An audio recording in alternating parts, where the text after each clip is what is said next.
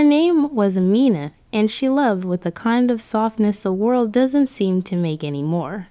It's the kind of love that shows up early and stays late. The kind that remembers every little detail, every birthday, every single bruise that's hidden underneath a smile.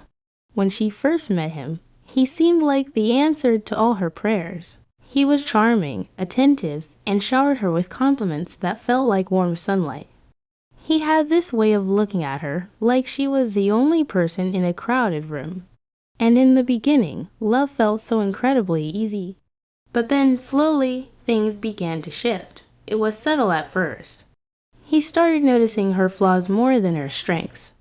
Her laugh, which he once adored, became too loud. Her ambitious dreams were now too unrealistic. Her friends, who were her support system, were suddenly labeled bad influences, and her feelings, they were dismissed as overreactions. Every time she gathered the courage to walk away, he would pull her right back in. His apologies were always dipped in honey. He'd say things like, "You know, I only said that because I care so much about you," or "You're the only one who truly understands me, and the one that always hit the hardest. If you leave, you're going to regret it." So Amina stayed. Not because she was weak, but because she held on to this deep belief that love could heal people. She thought her love could fix him, could fix them. But he took advantage of that beautiful belief. Her love became a rope that he held tightly in his hands. He would pull her in whenever she drifted too far, and then drop the rope when she got too close. He made her feel like she was always on unsteady ground. He started blaming her for things she never did, and he would deny saying things she had heard with her own ears. It was a constant battle. He made her question her own memory, her judgment, her perception of reality, and even her sanity. This is a tactic many people use. It's called gaslighting. It makes you feel like you're the crazy one. Whenever she cried, he'd call her too sensitive. Whenever she got quiet to process her thoughts, he'd accuse her of being too dramatic. And whenever she tried to express her needs, what she needed from the relationship, he would call her ungrateful. He twisted every situation to make her feel like she was the problem. Little by little, Amina became a shadow of her former self. The girl who once laughed with her whole body now barely managed a soft chuckle. The girl who dreamed boldly and without limits now apologized for wanting anything at all. She was disappearing, piece by piece. Yet, she kept on loving him, desperately hoping that one day he would finally love her back in the same way she loved him. But here's the thing, love shouldn't feel like begging. It shouldn't feel like you're constantly auditioning for someone's affection. One night, after another heated argument that twisted into something ugly and unrecognizable, Amina caught her reflection in the mirror. She didn't see herself anymore. Her eyes looked exhausted. Her smile looked borrowed, like it belonged to someone else. And her heart felt bruised beyond repair.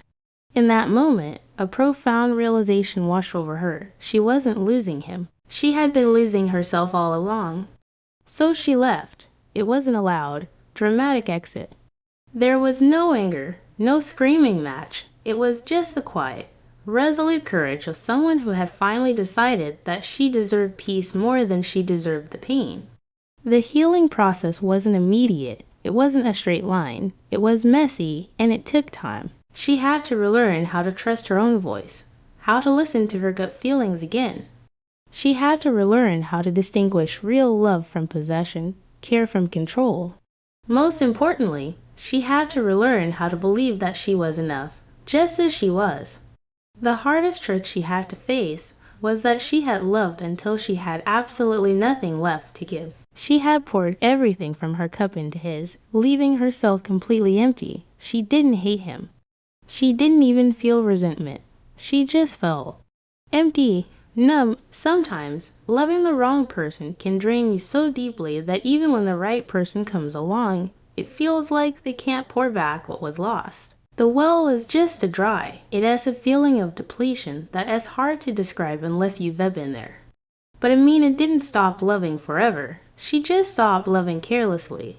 She learned a critical lesson. True love isn't proven, by how much pain you can endure for someone. It's proven by how much peace someone brings into your life.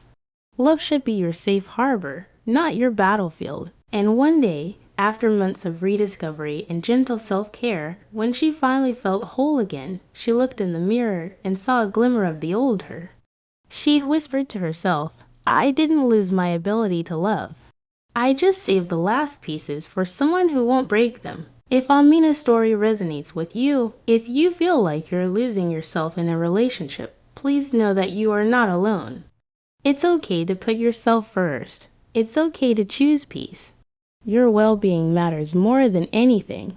If you are in a situation that feels unsafe or you need someone to talk to, please reach out. There are resources available, like the National Domestic Violence Hotline, that can offer support and guidance. You deserve to be loved in a way that feels safe and peaceful. Thank you for listening. Please consider subscribing for more stories that inspire and empower.